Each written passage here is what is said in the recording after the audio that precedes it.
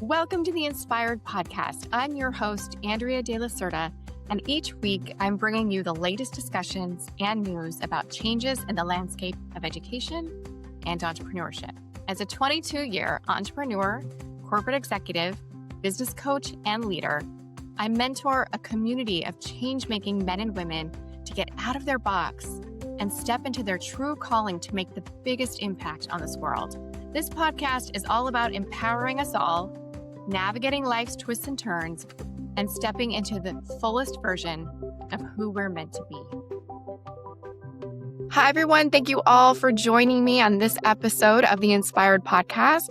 Today, I have a fantastic guest I'm so excited to introduce you to. Raj Gurn is a multi-award-winning serial entrepreneur, media personality, author, and double certified confidence coach with over 25 years of experience working with Fortune 500 brands and A-list personalities through her multimedia company, Anokimedia, which she founded in 2002. She's also the founder of the Open Chest Confidence Academy, which she founded in 2020 to help educate and resource women to build authentic brands by bridging the gap that exists on different levels between their competence and confidence through coaching, consulting, courses, and events. And additionally, she's the co-owner of the Glam Temple Med Spa that launched in 2023, a real estate investor in various single-family homes in Canada and in Mexico, and an early-stage investor in the world's first space-certified beauty and wellness brand, Ready, Set, Jet. Raj happily lives in Toronto with her son, dog, 3 cats, and fish, and 100 plants. And she's at the heart, first and foremost, a nurturer. And Raj, I'm so happy that you were able to join me today. All of your experience, all of your many multi-layered experiences fit so well, I think, with this show and our audience. And we really appreciate you being here and to tell your story to our audience. Thank you. Thank you so much for having me. I'm honored and blessed.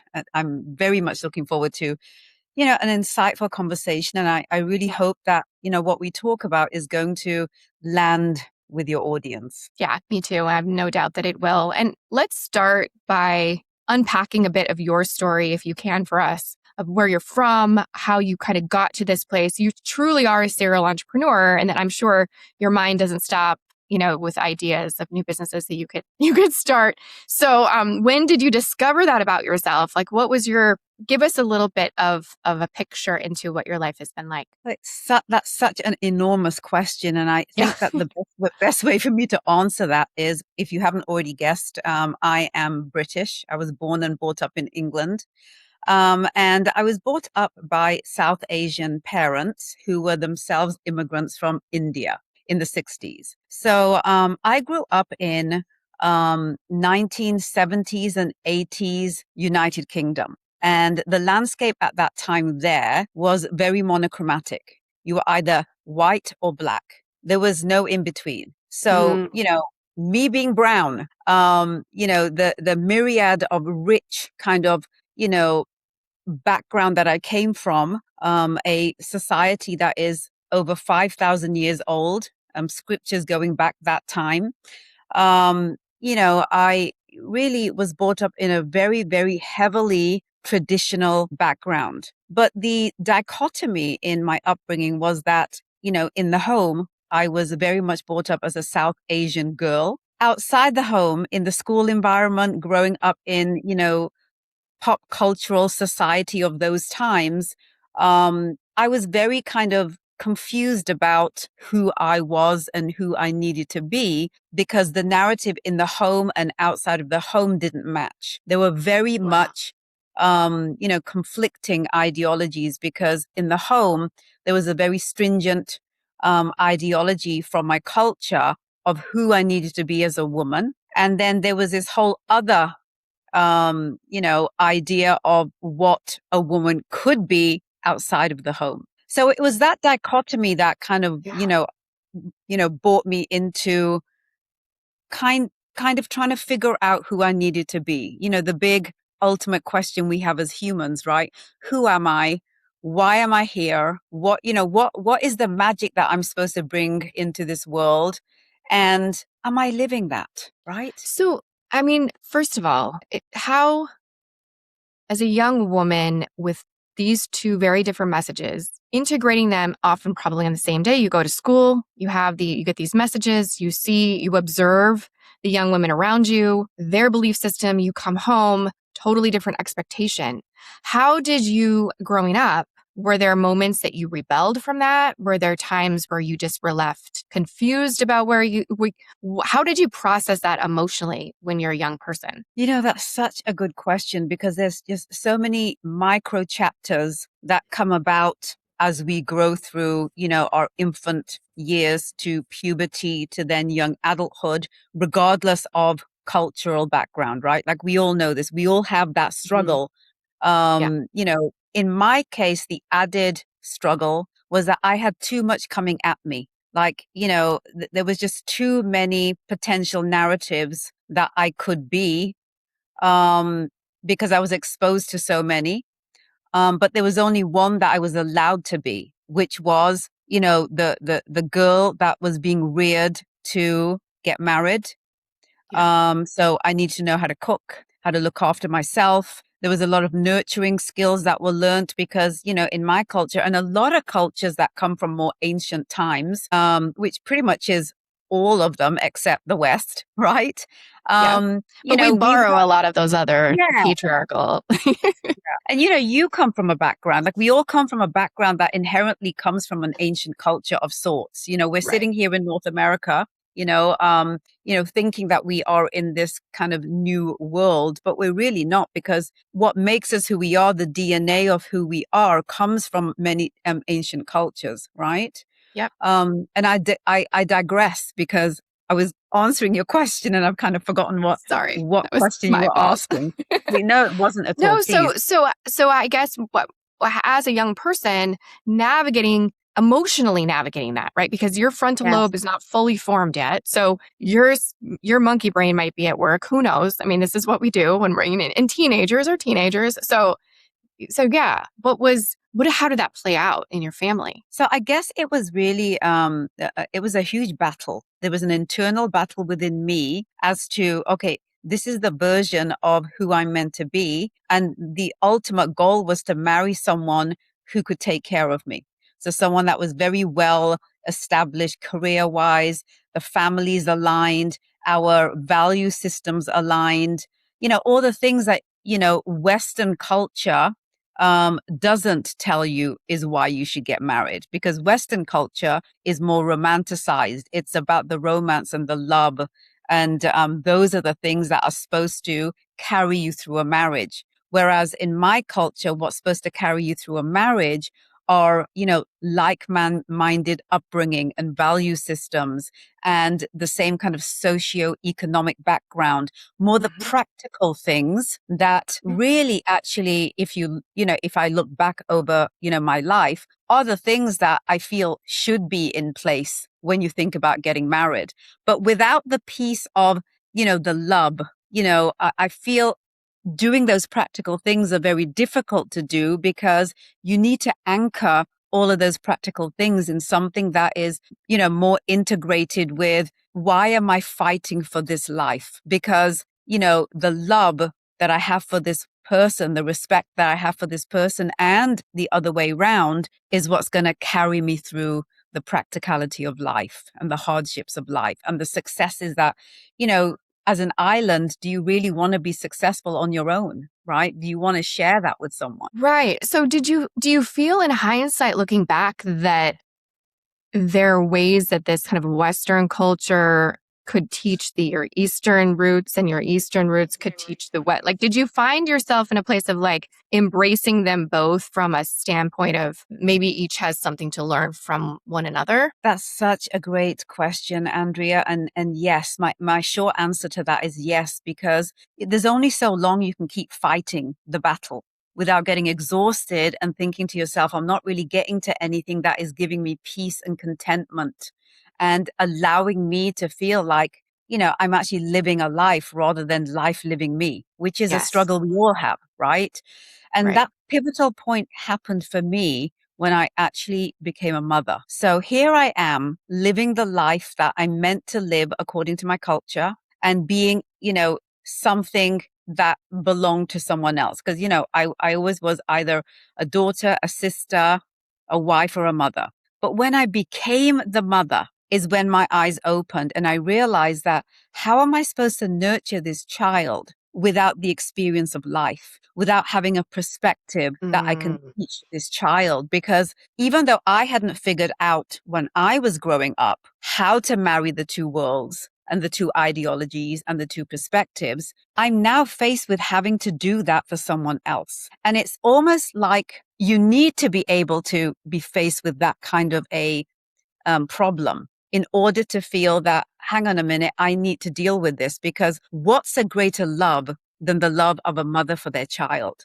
Like, you may not love yourself as much as you could love your child, right? And I feel through that experience, I started to ask the questions that we ask as humans, as women, sure. even I as mean, men.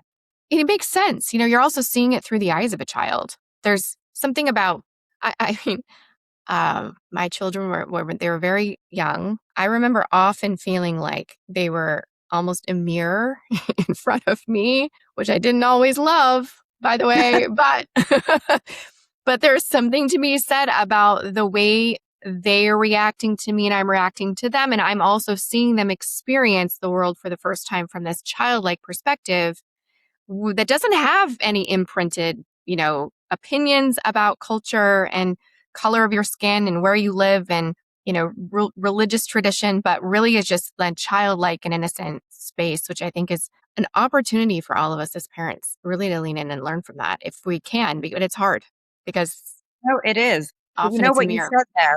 What you said there, Andrea, I think is very, very important to kind of think about. And that is all those things that you haven't dealt with comes as a mirror to you when you are raising your own kids, right? So Yes. so you may not have dealt with them. It's almost like a gift from the universe that you didn't deal with these things. Hang on a minute, Raj, you didn't deal with these things, but you're going to have to deal with it now, because here you have a child that's going to face those same things. So do you want that child to have to go through it the hard way, the way you did? Or do you want to be able to help nurture their path so that it'll be easier for them, even though their path is their destiny and they get to make their decisions, right? Yes, 100%. And I wish I was wiser, like in everything you just said. And I understand it now in a way that I didn't understand when I was a new mom. So I think about trying to have compassion for self, right? But like all the ways that I messed up, because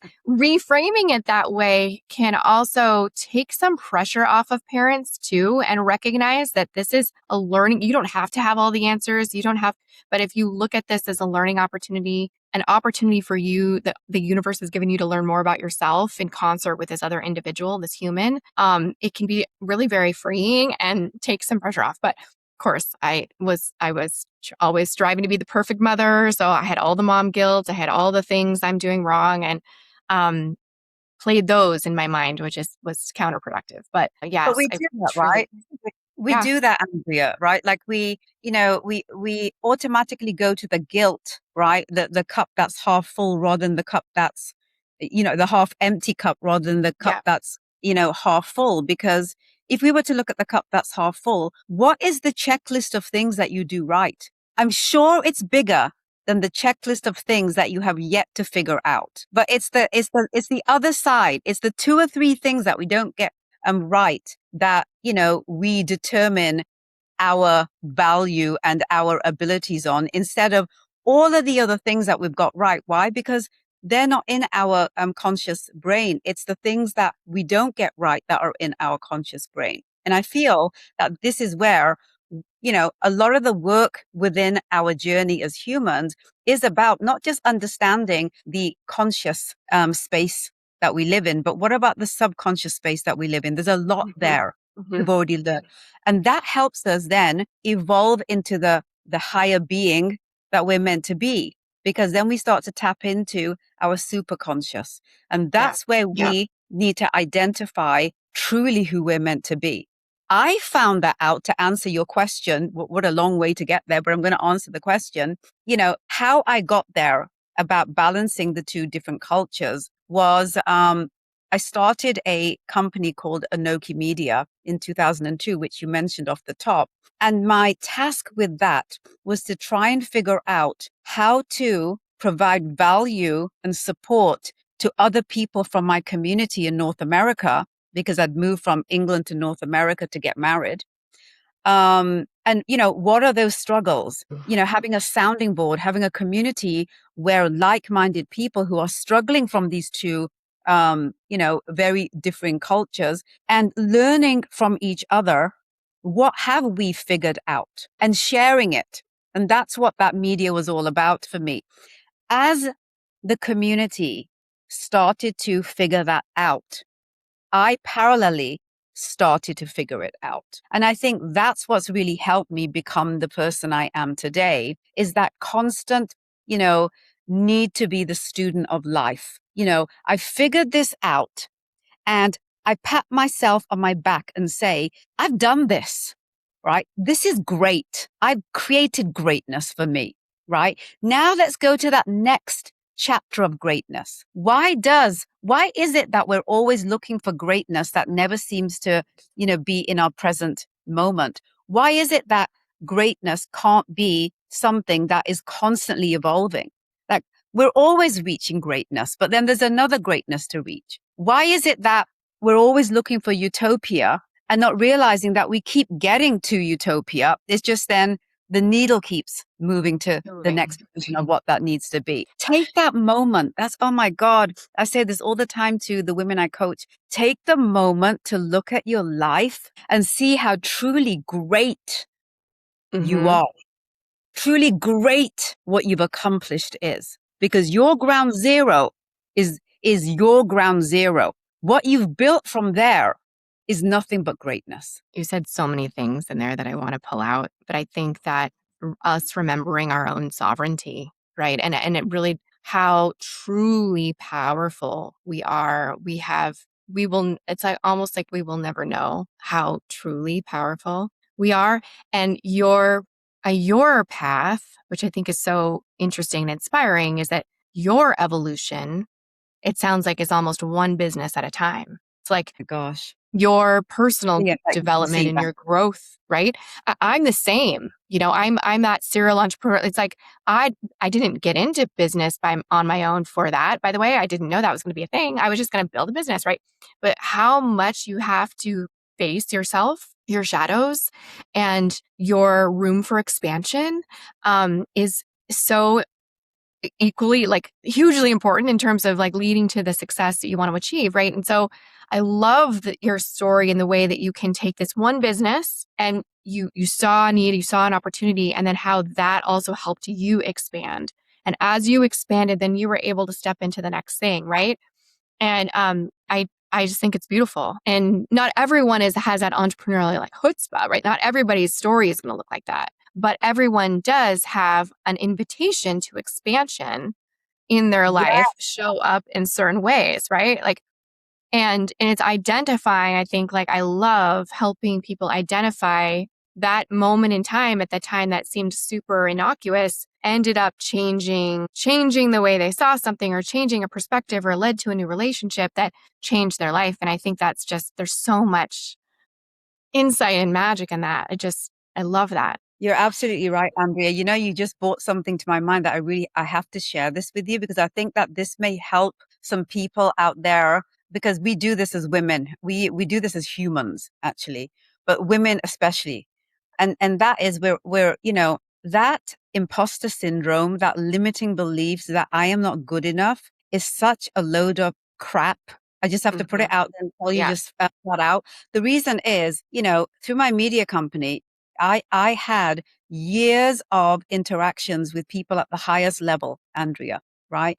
Politicians, prime ministers, presidents, sports personalities, celebrities, musical artists, like, billionaires, because in media, you get access to these people, right? Sure. And people who are successful understand the value of getting out there into community. So I've had a lot of access to speaking to these types of people. And the one thing that I've learned, and I want this myth to be busted forever, and that is, no matter how high the level is that a person is at, they still question themselves. They still wonder, am I good enough? They still have imposter syndrome. And the higher up the ladder you go, the more imposter syndrome, the more questions are being asked. And the reason why people are so successful at those levels is because they are constantly questioning their worth. So what are they doing by default?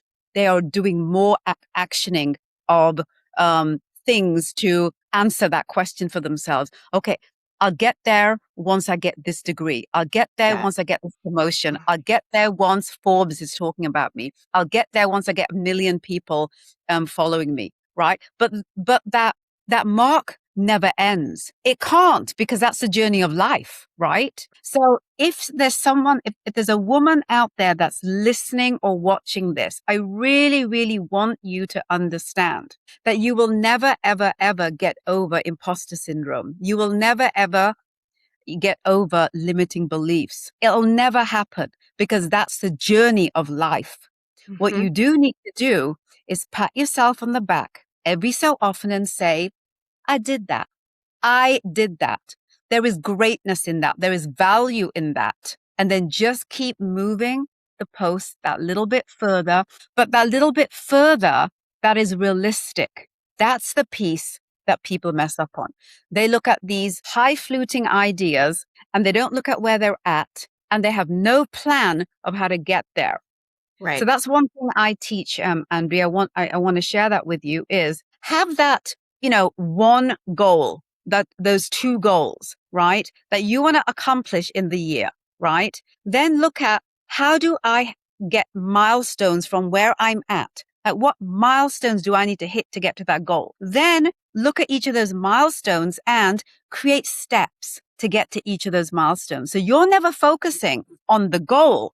What you're focusing on is the step to get to the milestone, the next step to get to the next milestone. Before you know it, you've gotten to the goal. The people who are focusing on the goal without doing that will never get to that goal.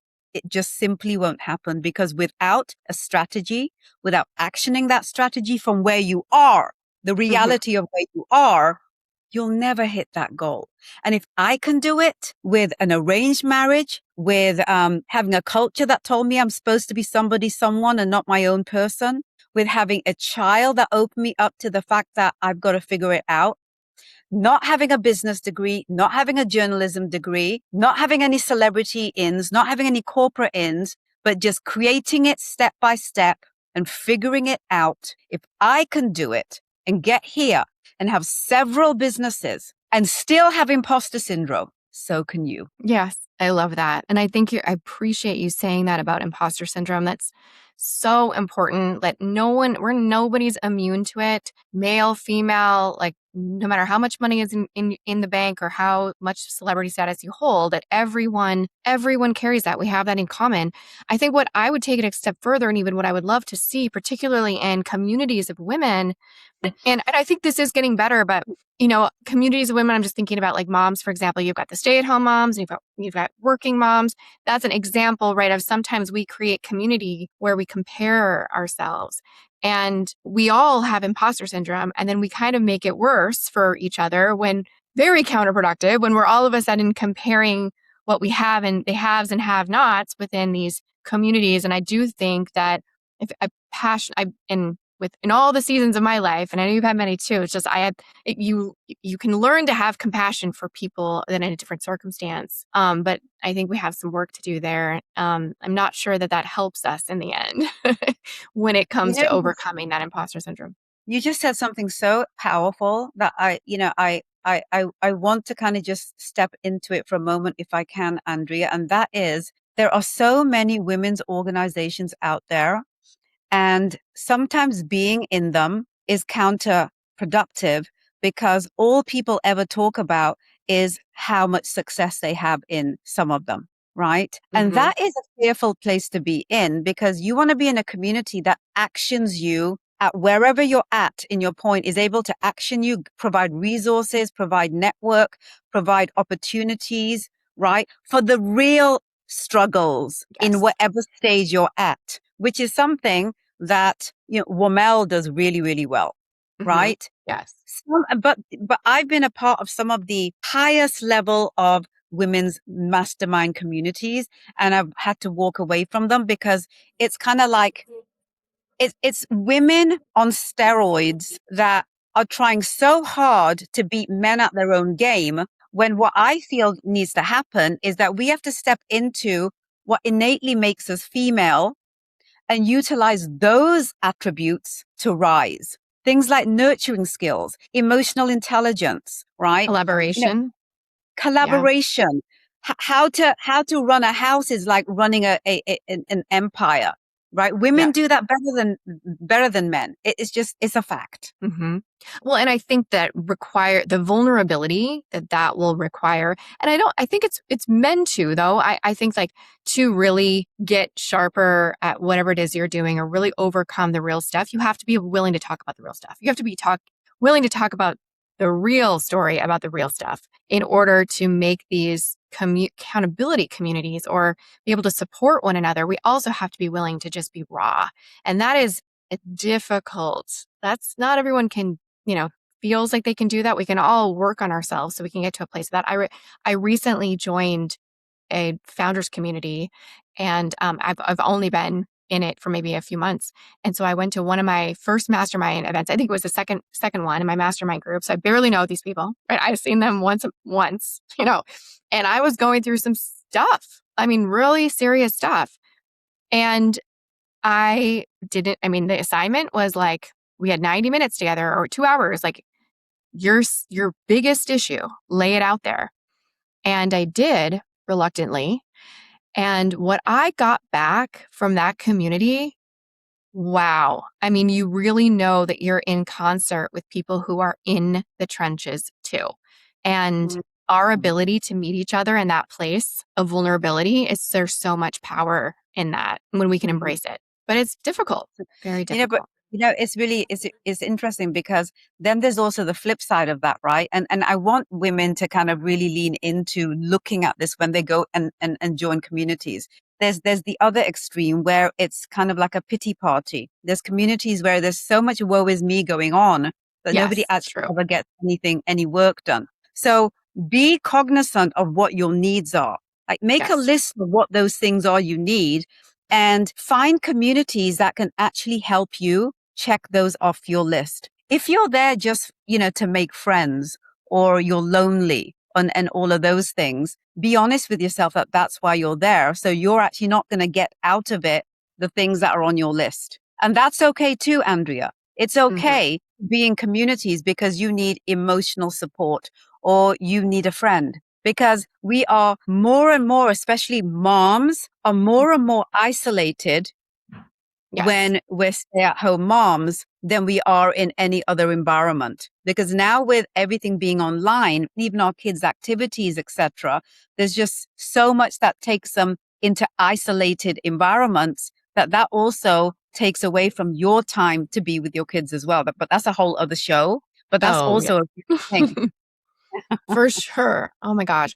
So I want to know, because I know that this is something some of our listeners have encountered too, and it's part of my story, is that kind of religious background, the cultural kind of patriarchal upbringing, and yet still having the itch to like create some of my own or do something, step into my own power in a way, which was difficult for me to navigate. And quite honestly, I'm still kind of navigating that. I'm curious for you, how did your family react to you? How have they accepted your path when you decided that this is not my future, this is my future? Like, talk to me about that. How did you go through that? So the most difficult decision for me was to get a divorce. It was the most difficult thing for my family to be able to stomach, because my then husband, he checked off all the check marks. Mm. Successful dentist, same culture, same religion, same value systems,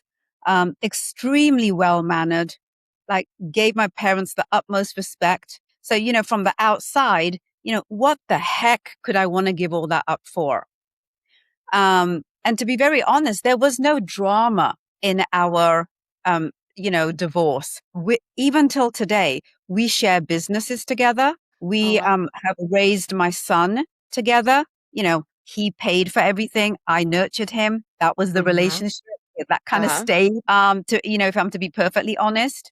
And it's really interesting because it was never a lack of respect that, made us go our separate ways. It was my need to expand my horizons as an individual and as a woman, which I couldn't do in the box of the marriage. So Mm-hmm. that's what the challenge was for me. Like I, yes.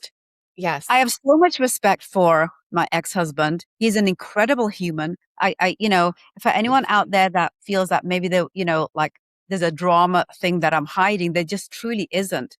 Like at the right time, he would have been the perfect match for me.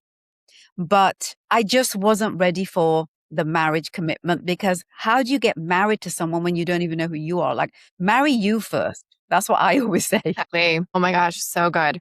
No, it was so good. And in the fact that what a blessing too that he was able to have enough respect for you making that choice to follow your own unique story, wherever that's going to lead, follow your heart and your intuition, what you're here for. It would be easy for him to just dismiss that as not being important because it violates the contract that the two of you had, right? And I don't know, and not for him, but I know that in some of my relationships, I think sometimes there's a loss for men. Sometimes the ego takes a hit. There's a they had someone managing the life that's no longer there. There's a lot of disruption there that he could have been very angry about. And I'm sure he was, Andrea, to be very honest, because, he wanted this life. yeah. So, if I was to look back at it, I'm sure there was, sadness and anger and trauma and all Hmm. the things he went through that I never acknowledged because I was too busy dealing with my own. Like Yeah. I felt I was carrying so much baggage from my upbringing and from Hmm. my fear to fail as a mother that I didn't have room to think about how my decision was affecting him. To be very honest, in hindsight, I wish I had done it better, but I really was only thinking about myself. Well, and I I'm think that's yeah, and I appreciate you saying that. I think that I can relate to that. I mean, especially in my first divorce, I had little ones. It was a matter of survival, quite honestly, in my mind. What am I going to do? I wasn't allowed to work, which was part of the reason why the marriage didn't last. And here I am now starting over. I have nothing. I have degrees, but no work experience. And um, I think it's a matter of survival. And when I look back on those years too, I think, wow, I was so self-focused. I was so in my own head. And I mean, I wouldn't even go to the mailbox and open the mail for many, many weeks at a time because I just wanted to stay in this bubble that was me and my life and focused on. But that was survival, I think. I've looked back at that younger version of me and had to dig up that compassion for self of that there was also a whole lot going on at the time that was overwhelming, and sometimes But that's you all our brain needed that, can do. Andrea. Like you needed that time to cocoon, Yeah, right? Like, that's the thing that a lot of people don't give themselves time. They feel like, oh, I've done this chapter. Now I've got to jump into the next chapter and I've got to get on with it. And other people do. So why am I kind of feeling like I'm at a stalemate? Well, because your being is telling you that you need to cocoon. There is a time to right. cocoon and there's a time to action. And That's you right. needed that and you listened to that. God bless. Like you listen to that, which is where I'm assuming you probably got a lot of answers because Hmm. in stillness, in quiet, you can hear the voices in your head really loudly. And when there's noise going around because you're actioning, you're constantly actioning, you're not hearing those voices. And I've coached women, Andrea, who've gotten to the latter part of their lives where they say, I never ever heard the voices until I stopped everything. And I Hmm. feel it's too late. But it's never too Oh, Oh, that it's breaks my too heart. late, right? No, but it's No, never too never, late. never too late. Yeah. Never too late. And I believe you when you say that because I think I took some time, but I didn't know why I was doing that. I think I was responding to something that my body needed, but I Yeah. wasn't also probably connected to spirit in the way that I am now. I mean, I thought I was in a religious way, in a different way, but I think what was I wasn't sitting to listen to the voice necessarily. was more of like to clear out all the drama, to maybe take a break from like all the drama, right? Which I suppose it's just That's another way of good. looking at it. But Good. now I'm like, gosh, so many moments in my life. If I knew then what I know now, if I had the practices in place that I do now, perhaps I would have learned some lessons a lot sooner, and maybe things would have clipped along faster. But Well, this is your destiny, sweetheart, right? Like you always have to, yeah, yeah. And this is where we have to give ourselves as individuals, as humans, as self grace. We have yeah. to give ourselves grace that we have a speed and we have to listen to that speed, right? Yeah, absolutely. Oh my gosh. I mean, these feelings matter. The emotions we have are data. If we can learn to maybe Yes. not react, but like sit with it for a second. Whoa, I didn't see that coming. What's that about? That practice of being able to, just be self-aware, and our stillness there's just so much power. Again, sovereignty, just how much how powerful we truly are. It's just, we barely know. It's just Oh, mind bending. it's really interesting because, this was the big thing that Jesus talked about, right? Like, here he was born, in the Abrahamic philosophies. Hmm. And here he was saying that, the God, the greatness, the God is within you. You are Right. God. You are God. God, because you are of God. Because you are of God, you are a piece of God. So if Yes. you are a piece of God, you have to work on finding the godness in you. Right. So this went totally against the Abrahamic Hmm. philosophies where God is external. God is to be feared, right? And, you have to listen to these rules that you don't understand, but you have to follow them, Yeah, right? it's a method of control. Sure. It's Yeah. Whereas a Jesus was method of control. saying, and this Hmm. is why they had to get rid of him, right? Jesus Right. was saying, you are liberation, you are freedom. If you were to tap into yourself and understand just truly how much greatness is within you, right? And all the meditation he did and all the stuff that he did to find those answers and realize that and that's what he was trying to teach everyone. Now I'm not Hmm. religious. I'm not religious in the contextual sense of religion, but I've read a lot of scriptures, the Abrahamic religions, Jesus and his philosophy. Hinduism, which is what I was brought up in, Sikhi that I was brought up in. I've looked at Buddhism, is Islamic religions, and the ones that resonate to me are the ones that allow me to be liberated. That the journey of that philosophy is for me to find greatness in my liberation, right? So Absolutely. I feel, there is a lot to be learned from religion and from scriptures, right? It's just that I feel that you need to know how to read them. Correct. 100%. Yeah. 100%. I There's joke. value to history. There's I value to scriptures, right? Absolutely. And I think now these days you have religious documents, but you have historical documents as well that go back to some of those time periods. And you have Yeah. new science coming out that are all starting to say the same thing, and much around, Yeah. what Jesus was teaching, and also the other masters, I Yeah. mean, I sometimes joke, because I was brought up, and many listeners know this already, that I was brought up in a very religious, fundamental kind of Christian, philosophy, and very Before strict. Jesus, And which before Jesus would not be happy about, well, right? It's so I joke that I left Christianity to go follow Jesus. That's kind of what I did. Which a lot of times they look at me like cross-eyed, like that doesn't make sense. I'm like, trust me, it makes perfect makes sense. sense. It makes Perfect. sense. It makes perfect sense because if Buddha, if Krishna, if Jesus, if any of these were alive today and they were to look at what's being done with their philosophies, they would be absolutely against what is being taught under Yeah. in the guise of their name. Like I Mhm. vehemently believe that. Me too. Yeah, me too. So Oh, thank God. well, I mean, I love chatting with you. I love having these conversations. We could talk all day. We could talk for hours, I'm sure, Raj. Like, Absolutely.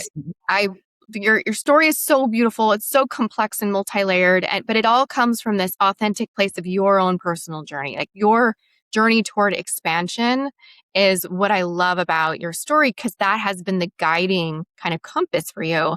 And there's so much inspiration there for any other woman who finds herself in a moment of transition at any chapter in her life and feels like, I don't have the education for this. I don't have the experience for this. Other people are out there doing it already. I can't do this. I can't compete with that.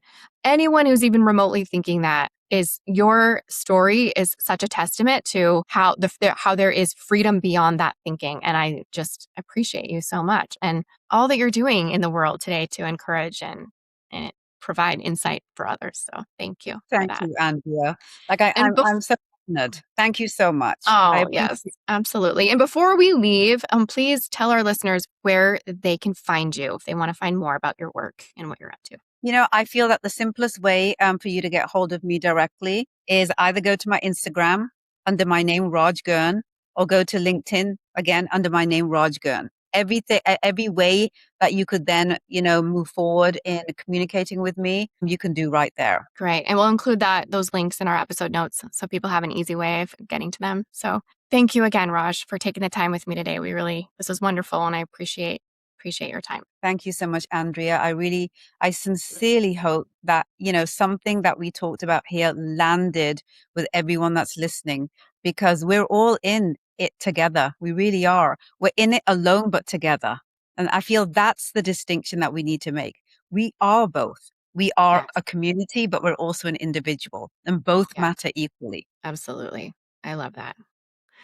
Great. Well, on that note, thank you, Raj. And we'll have you on again soon. I would love that. Thanks for joining me on today's episode. If you'd like to explore what your life could look like when your business and life are aligned with what you're really meant to do, get a business audit. I'll personally review your business, look at your social accounts, and give you some precise direction on what's working and how to create even more impact and income. Simply go to AndreaDeLacerda.com, navigate to work with me, and select the business audit. Again, that's AndreaDeLacerda.com. Work with me and then select the business audit. And if you enjoyed this episode, please be sure to like and subscribe. That way more content like this can be shared with you as soon as new episodes drop. Thanks so much for joining again. See you soon. Take care.